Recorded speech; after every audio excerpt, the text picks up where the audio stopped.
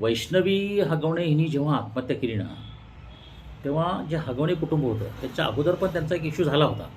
तक्रार दाखल केली होती म्हणजे दुसऱ्या सुनेबद्दल. तर हगवणे कुटुंबाने एक गंभीर चूक केली. किंबहुना त्यांनी म्हणजे फार मोठी चुकांची मालिका चालवली. पहिली गोष्ट, त्यांनी अजितदादांच्या नावाने राजकीय दबावाखाली पोलिसांना मॅनेज करणं, पोलिसांना फोन करणं, धमक्या देणं, दबाव टाकणं, कसपटे कुटुंबियांना धमक्या देणं आणि सगळ्यात महत्त्वाची गोष्ट म्हणजे त्यांना 7 दिवस ते फरार झाले. ही सगळ्यात मोठी गोष्ट झाली वाईट. म्हणजे वाईट म्हणण्यापेक्षा त्यांनी गंभीर चूक केली हगवणेंनी. त्याच्यामुळे सगळा डॅमेज कसपटे कुटुंबियांना पण झाला, त्यांना पण झाला आणि अजितदादांना झाला आणि बाकीच्या लोकांना पण झाला. जेव्हा ही आत्महत्या झाली त्यावेळेस पोलिसांकडे तुम्ही जायला पाहिजे, सरेंडर व्हायला पाहिजे की साहेब ही घटना घडलेली आहे. माझ्यावर जेव्हा हल्ले झाले, माझ्यावर केसेस झाले, मी पोलिसांकडे गेलेलो. मला तर एका 138 केसमध्ये फरार डिक्लेअर केलं होतं. आज तकनी बातमी दिली होती. आणि जेव्हा मी कोर्टात होतो, पुण्यात होतो, पण ह्यांनी काय केलं, घर लुटलं, क्लिनिक बंद केलं, त्याच्यावर वॉरंट काढलं त्या ॲड्रेसवर पोलिसांनी. B.R. Patil Deccan police station आणि UK यादव प्रभात पोलीस स्टेशन. न्यायाधीशाला पैसे दिले, पोलिसांना पैसे दिले, वकिलांना पैसे दिले, मॅनेज झालं सगळं. आणि मग वॉरंट काढलं आणि मग काय कळलं की तिथे राहत नाहीत. आणि मग पेपरमध्ये बातमी फोटो छापून भास्करशी फरार झाले आणि सगळीकडे बातमी पसरून टाकली.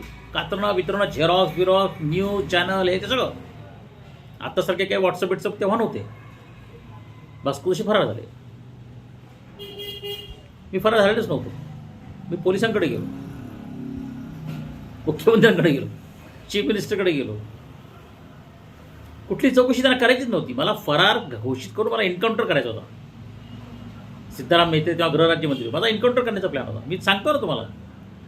तर मग मी काय केलं की मला लक्षात आलं की महाराष्ट्रात आता आपल्याला मारलं जाणार आहे. तर मी बायकोला घेऊन 9 डिसेंबर 2006ला फक्त 15,000 रुपये शिल्लक होते. विमानाने घेऊन गेलो. रात्री 1:30 वाजता पोहोचलो दिल्लीत.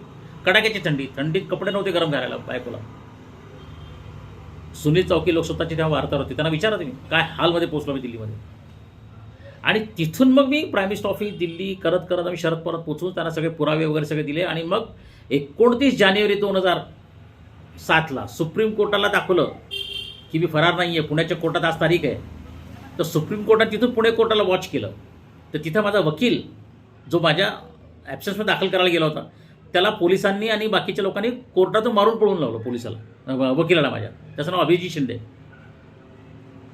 आणि मग सुप्रीम कोर्ट, मुंबई हायकोर्ट आणि पुणे कोर्टने सगळे सांगितलं की हे फरार नाही आहेत. आणि तिथून खरी ॲक्शन सुरू झाली. मग सुप्रीम कोर्टच्या चीफ जस्टिसने आम्हाला बोलवलं, त्यांच्यासमोर प्रेझेंटेशन दिलं.